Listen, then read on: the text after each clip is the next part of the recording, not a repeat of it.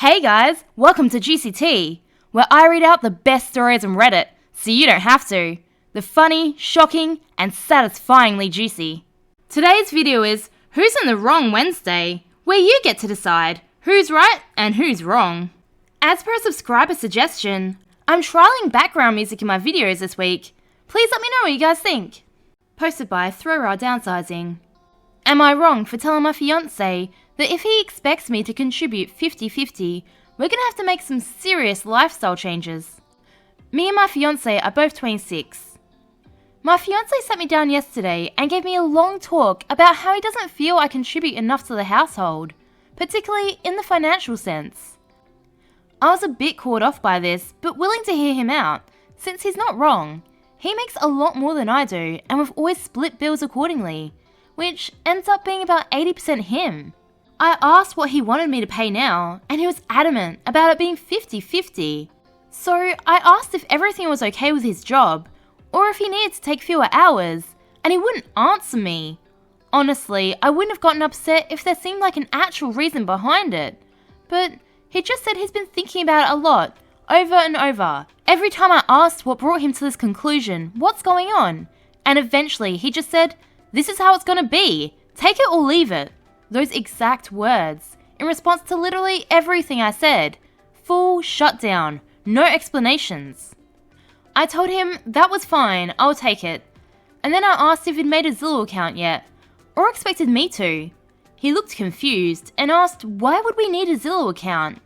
I explained that there's no way I can afford half rent on our current place, so we'll probably have to move into a one-bedroom apartment. He got mad and asked why I didn't have savings. I told him that I do, but I'm not paying rent out of my savings. That's a terrible and unsustainable idea. I also began to go over what our new food budget would be, our new entertainment budget, and that we'd probably have to sell the cars and get one less expensive one, because I can't afford half the payments on an Audi and a Land Rover. Then I explained that date nights would probably have to be reduced too, and we could still do like Buffalo Wild Wings or something, but I preferred Thursday nights because you get 2 orders of boneless wings for 1. Basically, if he wants me to pay half, we're going to be living within my means, not his anymore. He kind of agreed with it, but since then, he's been incredibly angry. He's not saying or doing anything, but it's like he's walking around the house in this cloud of pissed off. I sent him 6 Zillow listings, all of which he called uninhabitable for various reasons, some which I think were valid, others I disagree with. He's now saying that I'm being unfair and manipulative, and that he tries to come to me with a serious concern about our relationship, and I'm making it impossible for him to talk to me and bulldozing over him. Am I wrong about this? Down in the comments, someone says, "Can I ask what your salary is and what his salary is?" Like, general numbers. A charitable take on his actions could be that he resents not having more money and is trying to inspire you to try and up your salary or change into a more lucrative career so you can both be living the high life.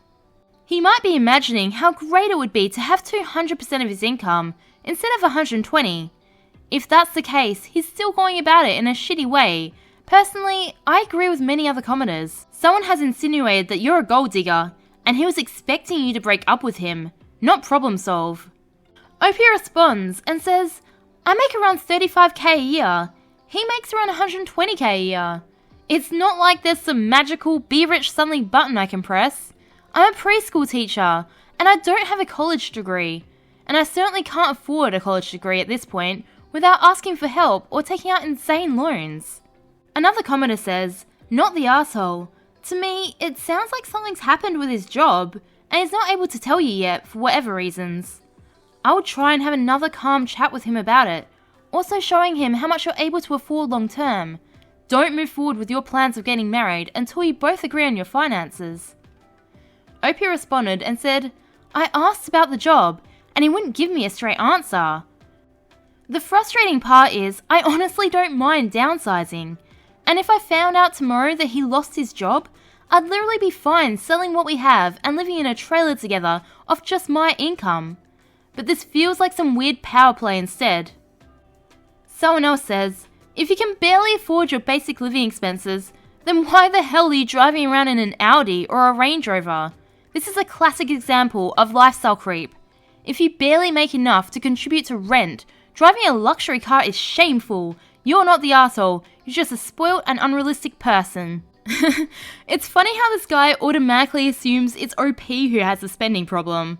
Like, bitch please, as soon as he brought up the money issue, she was like, yep, I'm on board, and comes up with all these amazing cost-saving measures. Well, he gets mad.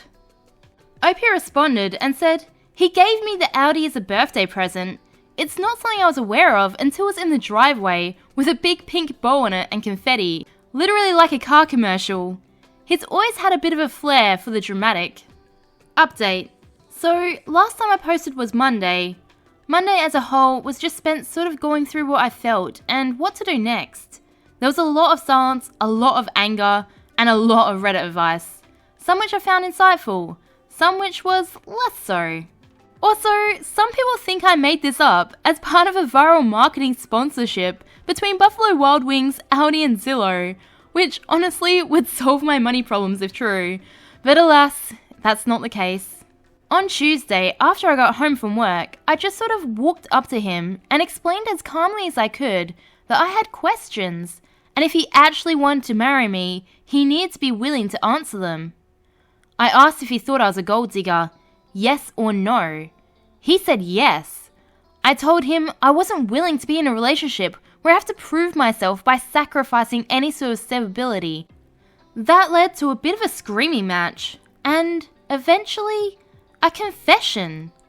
So it turns out we can't afford anything we have right now. We're in serious credit card debt, and the cars are both on the verge of being repossessed. I didn't know about any of this. He's been cutting corners on actual necessities, including psychiatric medication. That, in combination with some comments from his family, led him to some pretty dark places. My fiancé had a full breakdown and apologized for calling me a gold digger, which was nice to hear, but this whole thing has me pretty shaken up. I went to stay with a friend for a little bit. Yesterday, my fiancé and I did in fact go out to Buffalo Wild Wings and get the 2-for-1 boneless. We talked a lot. I'm still riding fiancé for now, and I really hope we can work our way through all this. We talked about how to sell the cars, we don't particularly have a choice at this point, and about my income and his income, and the sort of life we want to have. If we do stay together, we'll be changing how we live a lot. We need to get out of debt. We need to get on our feet. I know some people are going to say I'm being dumb for not immediately dropping all contact and giving up on the relationship, but I just can't do that. I can't look at the guy I love, who went off his meds to try and make a good life for me, and think he's not worth sticking around for, or at least to try.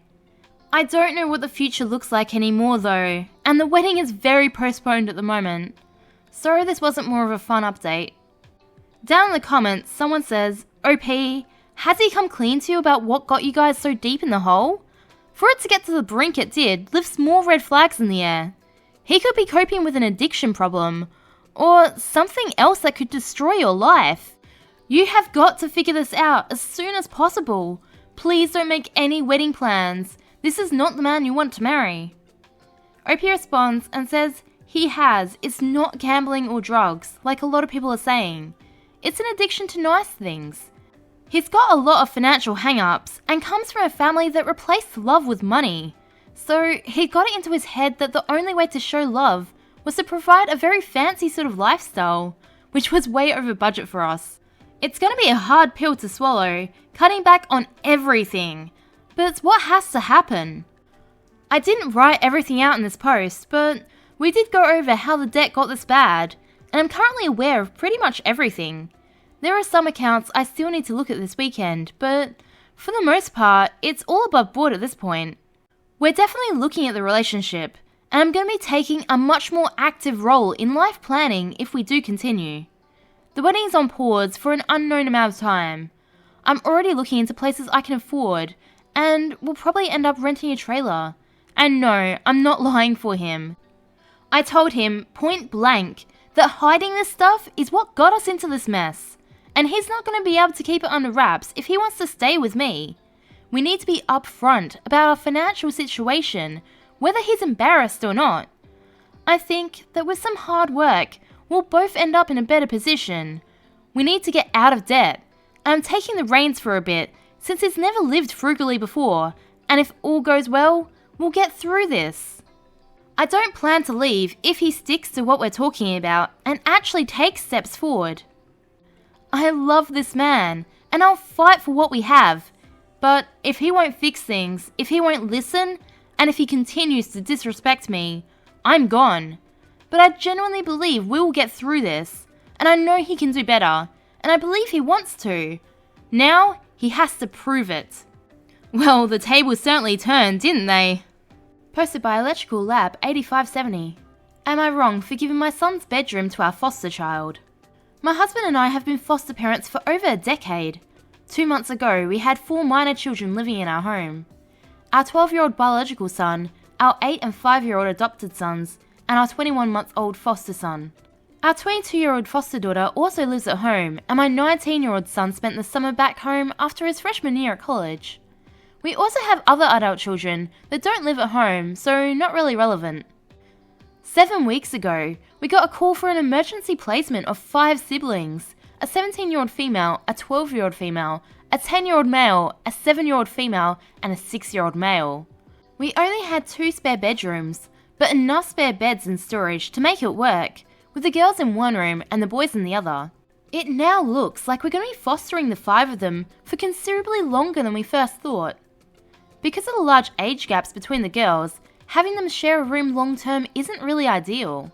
We already moved the boys a few weeks ago. We bought a triple bunk bed for our 8 and 5-year-old's room and moved the 6-year-old in with them, and put the 10-year-old's bed into our 12-year-old's room.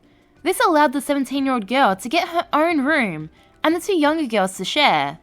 None of this created any drama, and the boys were all more than happy to share rooms with each other. Now that my 19-year-old is going back to college, we discussed and eventually agreed on turning his bedroom into a room for our 12-year-old girl, so that she has her own space, away from her little sister. He wasn't impressed when I brought up the idea, but agreed.